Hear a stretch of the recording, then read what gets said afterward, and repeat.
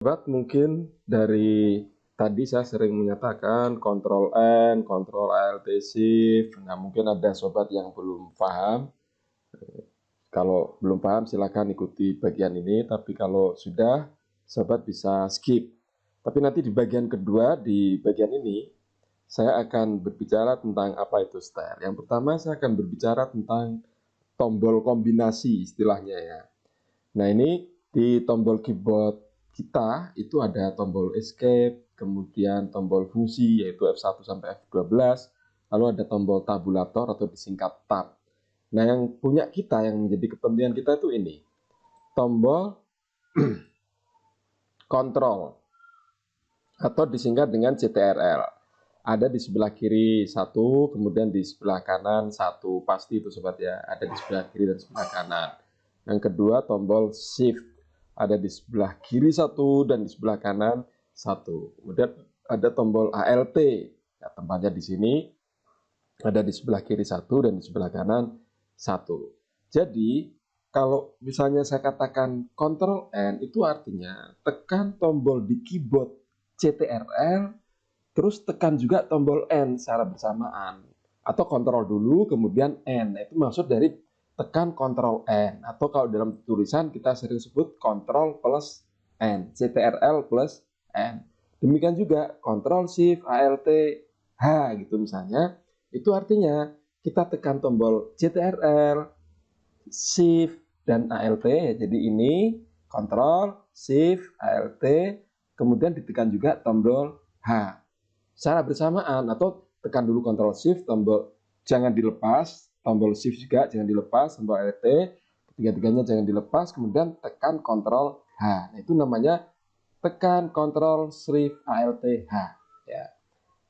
Yang kedua yaitu tentang style. Style itu apa sih?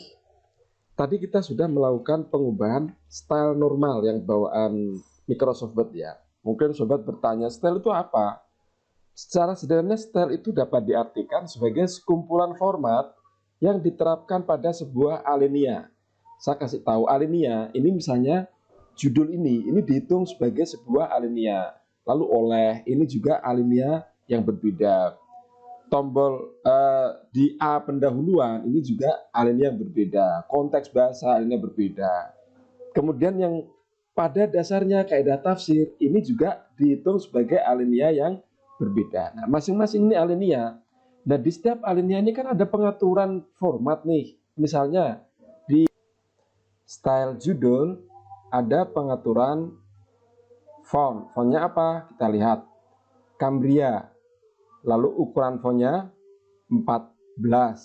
Lalu perataan center atau rata tengah.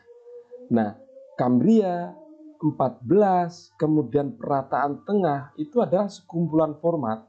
Sekumpulan format ini dijadikan dalam satu style, namanya style judul.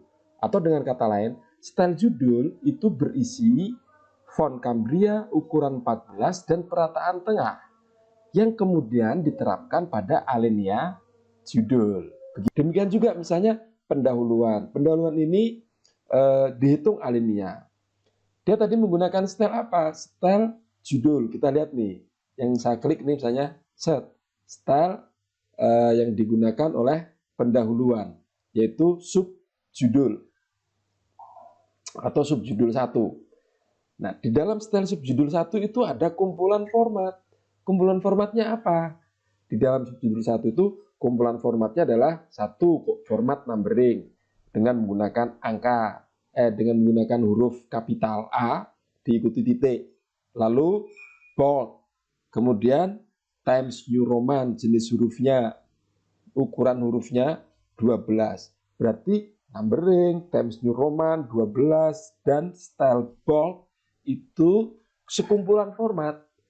Sekumpulan format itu kemudian diterapkan pada alinea. Alinea apa? Alinea subjudul. Jadi style subjudul saya terapkan. Ya, style subjudul tadi berisi apa?